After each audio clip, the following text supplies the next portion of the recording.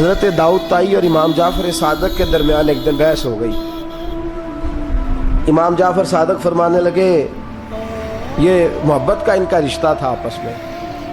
حضرت داؤد طائی صوفی تھے اور امام جعفر صادق تو حضور کے نواسے ہیں نا جی، اور بڑا عقیدت کا رشتہ تھا آپس میں۔ ایک دن امام جعفر صادق کہنے لگے داؤد طائی میرے لیے دعا کر،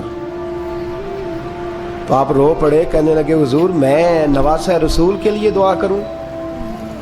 آپ تو حضور کے نواسے ہیں، میں آپ کے لیے دعا کروں؟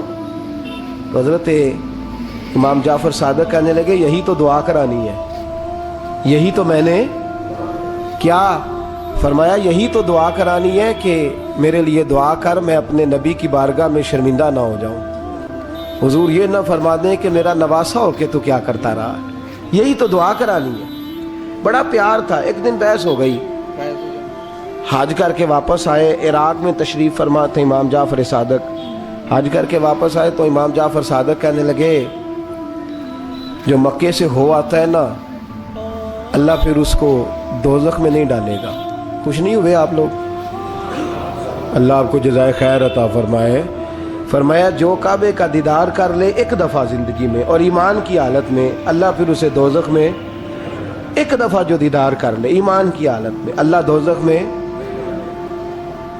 یہ فرمانے لگے یہ میری بات ہے، تو تصدیق کر میری بات کی، کہہ میں نے ٹھیک کہا ہے۔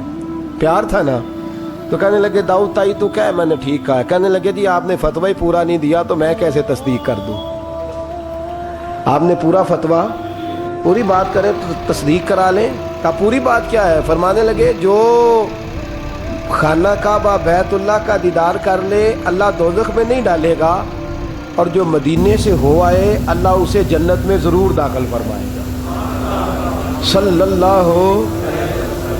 تو آپ فرمانے لگے داؤد طائی میں نے تو مسئلہ بیان کیا اس لیے کہ جس نے ایمان کی حالت سے کعبہ دیکھ لیا تو اس کا اللہ پہ ایمان پختہ ہے، اور من قال لا الہ الا اللہ داخل الجنہ، اور تو نے یہ جو کہا ہے نا ضرور جنت میں داخل کرے گا مدینے دیکھنے والے کو، تو بھی دلیل پیش کر۔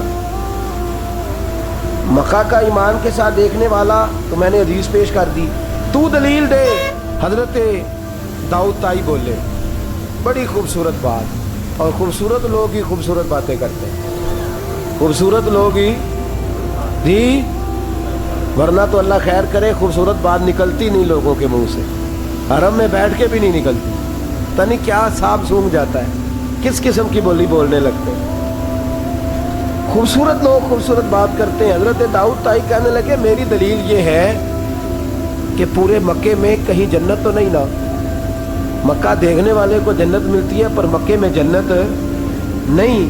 فرمانے لگے مدینے میں تو جنت ہے نا، روضۃ من ریاض الجنہ ما بین بیتی و منبری روضۃ من ریاض الجنہ۔ فرمایا میرے منبر اور میرے گھر کے درمیان جتنی جگہ ہے وہ، اور آپ فرمانے لگے حضرت امام جعفر صادق سے کہنے لگے حضور دیکھیں نا، اللہ فرماتا ہے جو جنت میں گیا ہم فیہا خالدون، پھر نکالا نہیں جائے گا۔ تو کہنے لگے میرا عقیدہ ہے جو دو نفل بھی ریاض الجنت میں پڑھ لے اللہ اسے ضرور جنت میں داخل فرمائے، اس لیے کہ جو گیا وہ دوبارہ واپس۔ حضرت ادریس علیہ السلام کی دوستی ہو گئی رضوان سے۔ رضوان جنت کے فرشتے کا نام ہے جس کے پاس چابی ہے جنت کی، دروازے پہ بیٹھے ہوتے ہیں، رضوان اس فرشتے کا نام ہے۔ تو حضرت ادریس کا یارانہ تھا، وہ ملنے آتے تھے جناب ادریس علیہ السلام کو۔ تو ایک دن حضرت ادریس کہنے لگے تو خود تو یہاں کی سیر کر جاتا ہے، مجھے کبھی کرائی نہیں، آپ بھی کر لیں۔ تو فرشتہ آپ کو جنت دکھانے لے گیا، جنت میں جا کے تو کہنے لگا حضور چلے، فرمانے لگے کدھر؟ کہنے لگا واپس، فرمانے لگے میں نے جانا ہی نہیں۔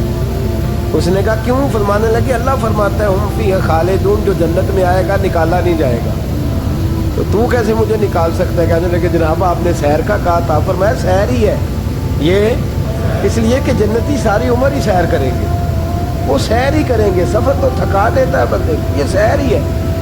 اب وہ فرشتے پریشان ہوئے تو رب کریم نے فرمایا وہ فرشتے تیرا اور اس کا یارانہ بھی میں نے لگوایا تھا، اور اس کو جنت کی سیر پر آنے کی خواہش بھی میں نے ہی پیدا کی، اور تو کون ہوتا ہے میری بغیر اجازت دروازہ کھول سکے؟ بلوایا بھی میں نے ہی تھا، اور یہ جو میں نے کہا ہے نا اڑ جا، یہ توفیق بھی میری ہوئی ہے، میری طلب بھی تو تیرے کرم کا صدقہ ہے۔ یہ پاؤں اٹھتے نہیں بلکہ یہ اٹھائے جاتے ہیں، تو جب بلا لیا ہے جنت میں داخل کرا لیا ہے، اور جنت بھی وہ والی جس کو میرے رسول پاک کے قدموں نے جنت بنایا ہے، وہ جنت جس کو ریاض الجنہ کا لفظ دیا ہے، حضور نے جنت جس کو بنایا ہے، وہاں تک پہنچ جائے۔ یہ ہے عرض جنت، یہ طیبہ کی زمین ہے عرض جنت، پر زمین کس کی ہے؟ کیسا عجیب معاملہ ہے۔ یہ ہے عرض جنت، یہ طیبہ کی زمین ہے، جنت بھی یہیں، کیونکہ مالک جنت بھی یہیں ہے، جنت بھی یہیں، مالک جنت بھی یہیں، جنت بھی یہیں تو مالک جنت بھی۔ اور جتنا جنت کا اعلان میرے نبی نے فرمایا نا، سارا فرمایا ہی مدینے میں ہے۔ اور جنت بیچی ہے کئی دفعہ نبی پاک نے، کئی دفعہ فرمایا بیرے روما کما خرید کے دو، مجھ سے جنت لے لو۔ حضرت عثمان نے کہا حضور میں خرید دیتا ہوں۔ کہا جنگ تبوک کے لیے سامان دو، مجھ سے جنت لے لو۔ حضور نے تو کئی دفعہ سیل لگائی ہے جنت کی۔ یہ ہے عرض جنت، یہ طیبہ کی زمین ہے، جنت بھی یہیں، مال کے جنت بھی یہیں ہے۔ کعبۃ اللہ، حضرت عبداللہ ابن مسعود رضی اللہ تعالیٰ عنہ فرماتے ہیں جس کو ایک تکلیف آئے نا کعبے میں، کتنی جی؟ ایک کدی دی آئی جاندی ہے نا، میرے ورگے ہمیشہ دے تھکے بندے، ایک آپ تکلیف تو بخار آ گیا، پیر میں درد ہونے لگ گیا، کوئی تکلیف تو آئی جاتی ہے۔ فرماتے ہیں ایک تکلیف اگر تجھے حرم مکہ میں آئی نا، ایک، تو اللہ تیرے 80,000 سال کے گناہ معاف فرما دے۔ کتنے؟ 80، 100 نہیں، میں نے سوچ سمجھ کے جملہ کہا، 80۔ ایک تکلیف اگر تجھے کہاں بولے نا یار، کتنی؟ ایک، گناہ کتنے معاف؟ یہ کس نے کہا ہے؟ حضرت عبداللہ ابن مسعود نے۔ وعدہ کس کا ہے؟ اللہ کا۔ وعدہ کس کا ہے؟ اگر مدینے چلے جائے تو میرے نبی پاک صلی اللہ علیہ وسلم کو پتہ تھا لوگ میرے غلاموں کو دھکے بھی ماریں گے، مجنون اور پاگل بھی کہیں گے، ان کو بری نظروں سے بھی دیکھیں گے، کہیں گے یہ تو ہے ہی پاگل، بڑا کچھ ہوگا۔ واہ محبوب تیرے انداز میزبانی پہ قربان جائیں، کیسا بندوبست فرمایا، کیا انداز اختیار فرمایا۔ فرمایا تم میں سے جو کوئی مدینے آیا وہ میرا مہمان ہے۔ کوئی مدینے مکے میں ایک تکلیف پہنچی تو 80,000 سال کے، اور یہاں مدینے میں واہ کیا جود و کرم ہے شاہ بطحہ تیرا۔ واہ دیکھیں اعلیٰ حضرت لفظ کیا کہتے ہیں، واہ کیا جود و کرم ہے شاہ بطحہ تیرا، نہیں سنتا ہی نہیں۔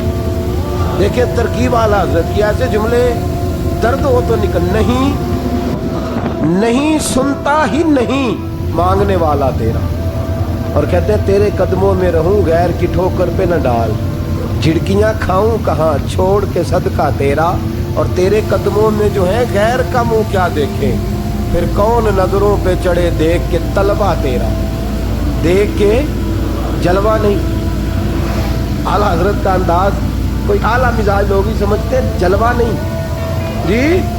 کہتے ہیں جس نے میرے مصطفیٰ کے قدم کا تلوہ دیکھ لیا، اس کی نظر پہ کوئی نہیں چڑھتا، تو جس نے جلوہ دیکھ لیا صلی اللہ ہو، کون نظروں پہ چڑھے دیکھ کے تلوہ تیرا، قدم دیکھ لے تو نظر پہ کوئی نہیں چڑھتا، تو جو سیدنا صدیق اکبر کی طرح مولا علی کی طرح جلوہ ہی دیکھ لے۔ اب میری نگاہوں میں جچتا نہیں کوئی، جیسے میرے محبوب ہیں ایسے میرے رسول کریم صلی اللہ علیہ وسلم نے فرمایا جو حرم مدینہ میں آئے اور اسے کوئی تکلیف پہنچے، اس پر کوئی آزمائش آئے، اسے پریشان کیا جائے، اسے یہاں کوئی دکھ پہنچے، تو میرے حبیب نے فرمایا وہ میرا مہمان ہے، وہ صبر کرے۔ یا رسول اللہ کیا ملے گا؟ فرمایا تم مدینے کی تکلیفوں پہ صبر کرنا، میں قیامت کے دن اللہ کی بارگاہ میں تمہاری سفارش کروں گا، میں رب کی بارگاہ میں تمہاری سفارش کروں گا۔ مکہ مکرمہ میں تکلیف پہنچی تو گناہ معاف ہے، اور یہاں تکلیف پہنچی تو حضور کی سفارش۔ اور پھر دیکھیے نیکی کا انداز دیکھیے، مکہ مکرمہ میں کوئی ایک نیکی کرے تو 1,00,000 کا ثواب ہے، ایک نماز پڑھو تو کتنے کا؟ ہم نے کبھی سوچا بھی نہیں ہوگا کہ 1,00,000 نفل پڑھیں گے۔ ایک طواف کرو تو کتنے طواف کا ثواب؟ ایک بار ایک دفعہ سبحان اللہ پڑھو تو کتنی کا ثواب ہوا؟ 1,00,000 کا ثواب. اور اگر کوئی حج کرنے جائے تو ثواب ڈبل ہو جاتا ہے. اور اگر کوئی رمضان شریف کے مہینے میں جائے تو 1,00,000 کو 70,000 سے ضرب دینی پڑ جاتی ہے. 1,00,000 کو اگر رمضان شریف میں جائے تو یہاں آپ کیلکولیٹر نہ نکال لیجئے گا، اگلی تقریر نہ رہ جائے. 70 کو 1,00,000 سے ضرب دینی پڑتی ہے.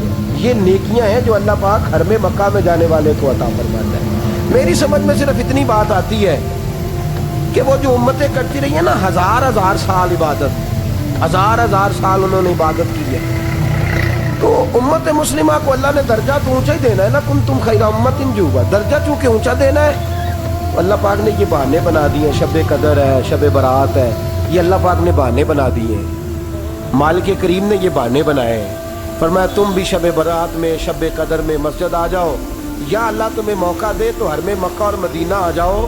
میں تمہاری ایک ایک نیکی پر اتنا زیادہ ثواب دوں گا کہ تم پچھلی امتوں سے آگے نکل جاؤ گے. پچھلی امتوں سے اللہ نے ہمارے نمبر ہی زیادہ رکھے ہیں اور ہمیں اضافی نمبر بڑے ملتے ہیں. بڑے نمبر رکھے ہیں رب کریم نے ہمارے. تو رب اللہ کریم کی رحمت سے میرے رسول پاک صلی اللہ. اور پھر دیکھیں نا، کعبے کا معنی ہے مسابت للناس. کعبہ رجوع کی جگہ ہے. کس چیز کی جگہ ہے؟ یعنی اس کی طرف توجہ ہو.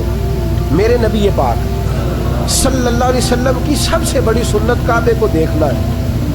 حضور بیٹھ جاتے تھے اور کعبے کے سامنے بیٹھتے تھے. جب بھی حرم میں بیٹھتے دیر تک دیکھتے تھے. کچھ لوگ لالچ کرتے ہیں، نیکی کا کرنا چاہیے، اچھا لالچ ہے کہ میں طواف زیادہ کر لوں، عمرہ زیادہ کر لوں، بڑی اچھی بات ہے. لیکن رسول کریم صلی اللہ علیہ وسلم کی جو سنت سب سے زیادہ مضبوط ہے وہ ہے بیٹھ کے کعبے کا. اور حضور نے فرمایا تو